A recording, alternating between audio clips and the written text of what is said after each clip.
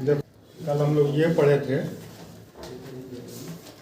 कि जो viscous force होता है, विस्कस फोर्स F प्रोपोर्शनल था किसके? प्लेट के एरिया के, और dV/dx ये क्या था? बोलो कौन सा ग्रेडियंट था ये? dV/dx क्या था? वेलोसिटी ग्रेडियंट, ठीक ना? Velocity gradient. तो वेलोसिटी ग्रेडियंट के प्रोपोर्शनल था विस्कस फोर्स, और प्लेट का जो कॉमन एरिया है, दोनों प्लेटों, दो लेयर का जो सरफेस एरिया है उसके प्रोपोर्शनल था। प्रोपोर्शनलिटी आप हटाए थे तो क्या आया था? कांस्टेंट बीटा, जिसको क्या कोएफिशिएंट ऑफ विस्कोसिटी, और विस्कस फोर्स वेलोसिटी के अपोजिट था। लिक्विड की वेलोसिटी ऐसे थी तो विस्कस फोर्स ऐसे लग रहा था उसके अलग अलग लेयर के बीच, तो इसलिए यहाँ क्या लगा दिया गया था? माइनस। बात समझे? तो अब देखो, अगर dV/dx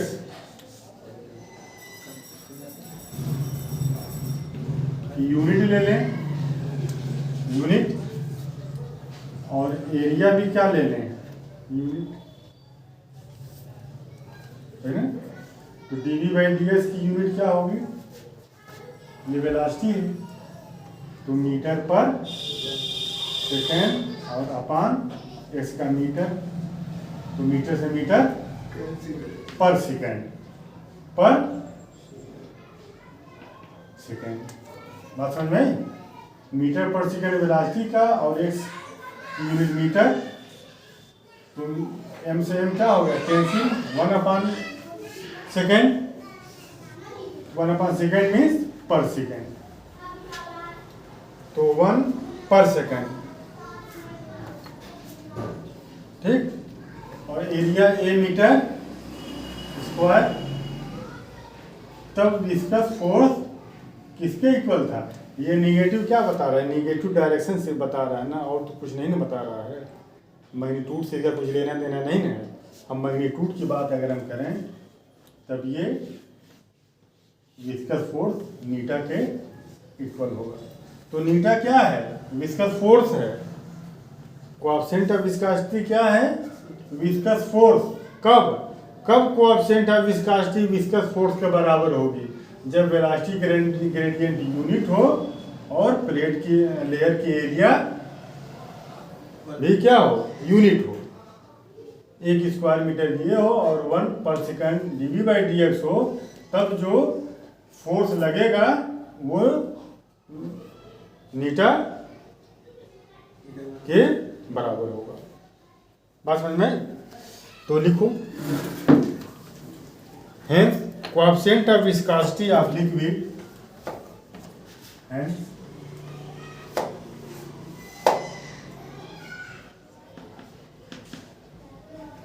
coefficient of viscosity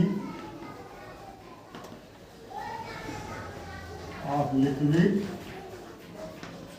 coefficient of viscosity of liquid may be defined as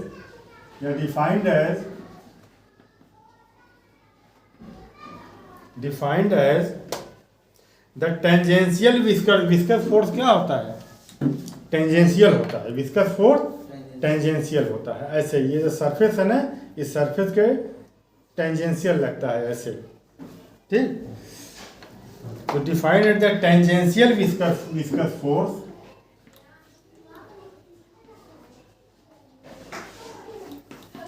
tangential viscous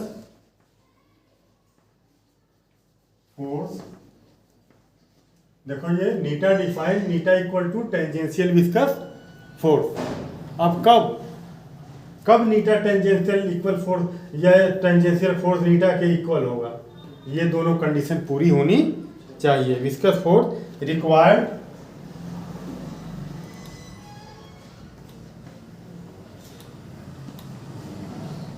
required to maintain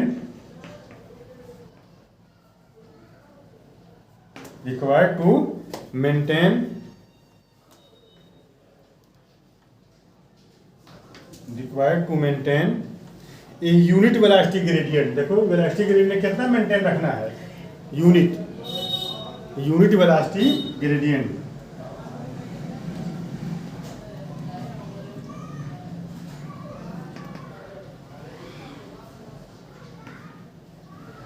unit velocity gradient और किसके बीच, दो लेयर के बीच, between two parallel layers, between two parallel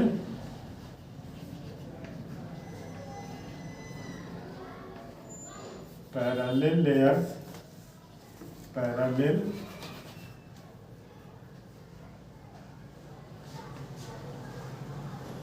between two parallel layers।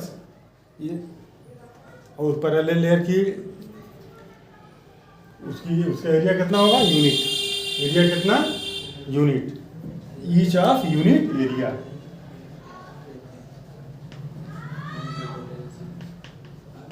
Each of unit area. ठीक, coefficient of viscosity में नीटा of liquid defined at tangential viscous force, नीटा equal to tangential viscous force. कब, जब velocity gradient unit maintain रहे, किसके बीच, दो लेयर के बीच, जिनका एरिया यूनिट हो, यूनिट एरिया। दो लेयर जिनकी एरिया यूनिट हो, उनके बीच velocity gradient, unit velocity gradient अगर मेंटेन है तो जितना विस्कस फोर्स लगेगा वही मीटा के इक्वल होगा। बात समझ में, कोएफिशिएंट ऑफ विस्कोसिटी के इक्वल होगा। तो हो गया। उसके बाद देखो इसका डायमेंशन क्या होगा। इसका डायमेंशन देखिए, dimension of Neeta.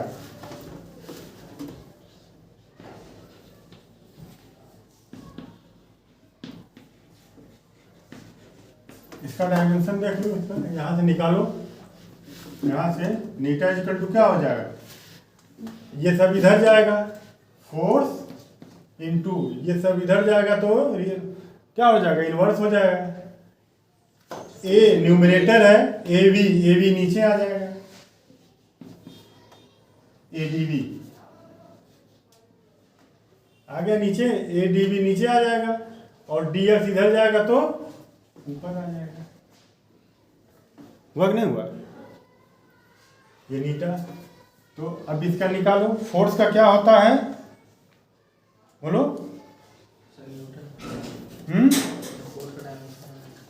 M L T पर -2, एम एल टी पर माइनस, और डी एक्स क्या है, ये डिस्टेंस लेंथ है, और एरिया का क्या होता है, एल स्क्वायर बोलो, और इसका क्या होता है, वेलोसिटी का मीटर पर सेकेंड, मीटर का मतलब एल पर सेकेंड, L/T। बात समझ में आई। तो अब ये क्या हो जाएगा, तो नीटा इक्वल टू हो जाएगा m l t को -2 हो गया, और ये आपका हो गया L, और ये कितना है L स्क्वायर और L, तो नीचे कितना आ जाएगा, L³ हो गया, और ये 1/T है, T भी नीचे ही आएगा, ऊपर चला जाएगा, ऊपर चला जाएगा T,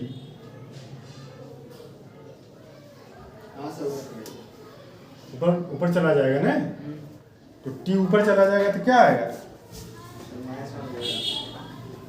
नहीं -2, अच्छा ये ml2 है, ठीक है, कितना आएगा जी, इसको पहले लगा, ठीक ना। तो ये L का पावर 3 और T ऊपर चला जाएगा, बोलो T ऊपर चला जाएगा। तो अब ये कितना आ गया बताओ, इसको मिटा दें। देखो ये M और यहाँ देखो L का पावर 1 और ये L का पावर 1, L का पावर 2 और ये L का पावर 3 ऊपर जाएगा तो 2 - 3, 2 - 3 कितना होगा -1।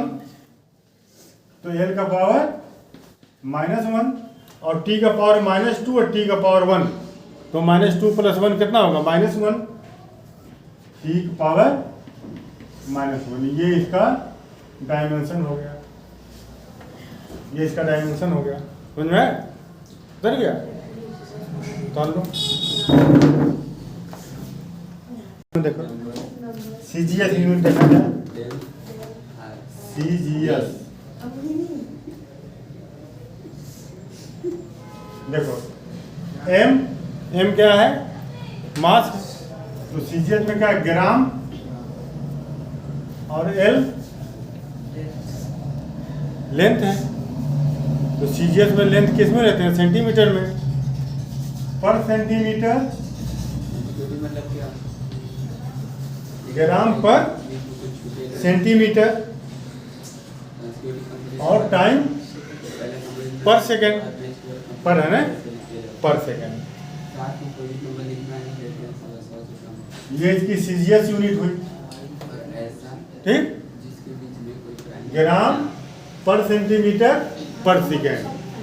कोएफिशिएंट ऑफ विस्कोसिटी की कौन सी यूनिट है, CGS यूनिट है, ठीक। और 1 ग्राम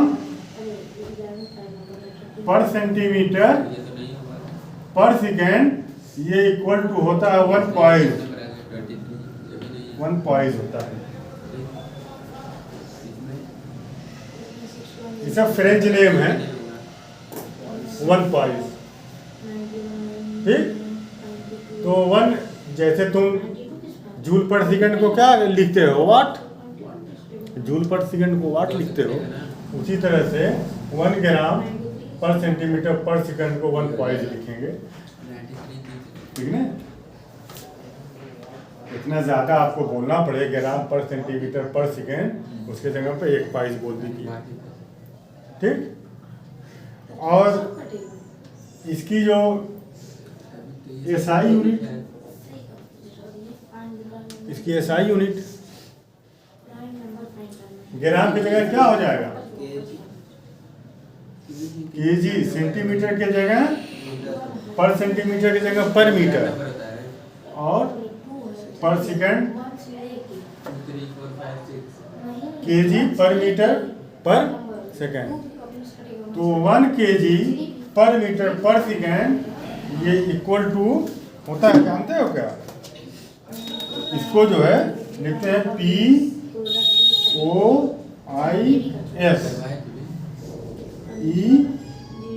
EUILL, ठीक है, ठीक है। ये देखो पढ़ने में तुमको ये लग रहा है पॉइजविल,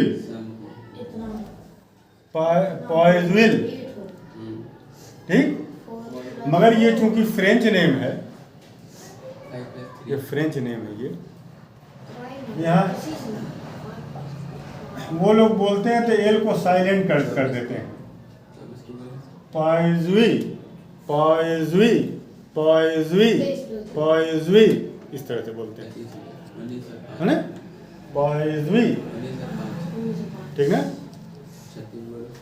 तो अब स्पेलिंग में डबल एल भी है, अगर तुम ये चाह रहे हो कि स्पेलिंग भी मुझको याद है, डबल एल मिस न हो, दिमाग में अपने पाइजविल, ठीक है, बैठा लेना, ठीक। और ये देखो ये बड़ी यूनिट है, ये बड़ी यूनिट है ना, तो देखो एक पाइजविल जो होता है,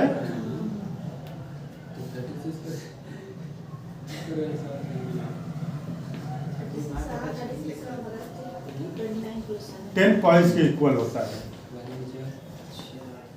एक पाइस भी 10 पाइस के इक्वल। तो ये बड़ी यूनिट है, ये छोटी यूनिट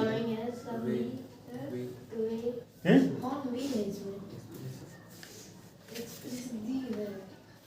अब ये देखो कैसे होता है इक्वल, इसको भी आप लगा सकते हो। देखो हो गया।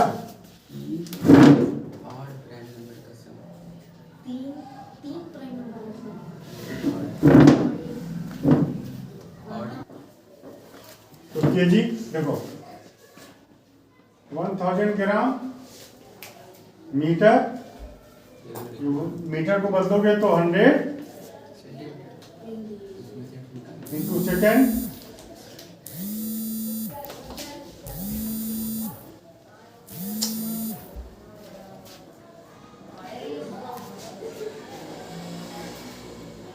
तो ये कितना हो जाएगा?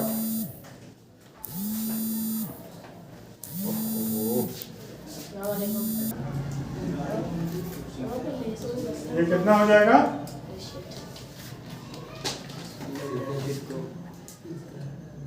अपॉन 100। देखो ये ग्राम पर सेंटीमीटर,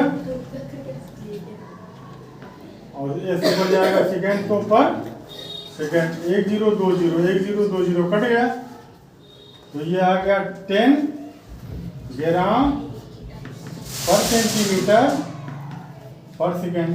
और 1 ग्राम पर सेंटीमीटर पर सेकेंड 1 पाइस होता है, तो 10 ग्राम पर सेंटीमीटर पर सेकेंड 10 पाइस हो जाएगा, इक्वल टू 10। और 1 kg पर मीटर पर सेकेंड कितना होता है? 1 पाइस। तो ये हो जाएगा 1 पाइस